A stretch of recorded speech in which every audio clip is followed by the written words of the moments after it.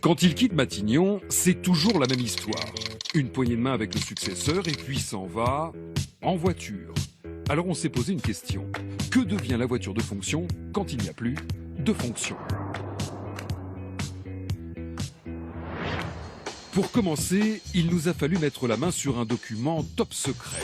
Ce discret décret de 1997 n'a jamais été rendu public. C'est même prévu à l'article 3. Le décret ne sera pas publié au journal officiel de la République française. Mais que dit-il de si secret, ce discret décret? L'État met à la disposition des anciens premiers ministres sur leur demande un agent pour leur secrétariat particulier, un véhicule de fonction et un conducteur automobile. Combien d'anciens ministres bénéficient-ils à leur demande de ces avantages à vie? Là encore, pas facile d'avoir l'information. Cette question, notre consoeur Mathilde Mathieu l'a posée il y a 1 an au secrétariat général du gouvernement. Réponse? Pas de réponse. Du coup, je saisis la CADA, qui est la commission indépendante qui se charge de rappeler aux administrations qu'elles doivent communiquer les documents demandés. J'attends pendant des mois.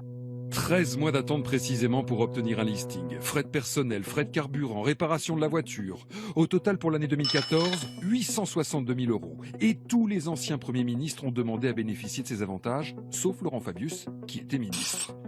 10 mois à Matignon pour Édith Cresson et pour elle en 2014, pas de chauffeur, mais toujours une voiture de fonction et une assistante payée par l'État. Facture, un peu plus de 43 500 €. En 2014, Jean-Marc Ayrault cumulait les 2 avantages depuis son départ de Matignon. Un peu plus de 82 200 €. Édouard Balladur, lui, n'a plus d'assistante depuis 2013, mais il a changé de voiture. Facture pour lui, plus de 87 500 €.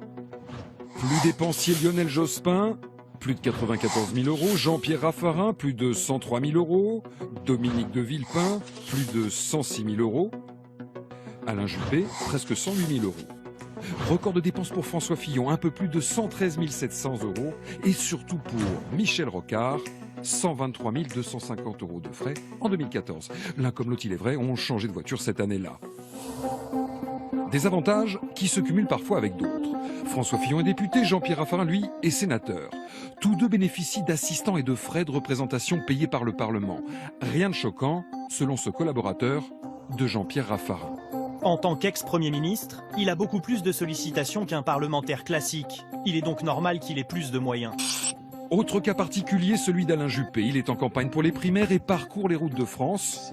Quelles règles se fixe-t-il dans l'utilisation des moyens de l'État? Réponse de son équipe.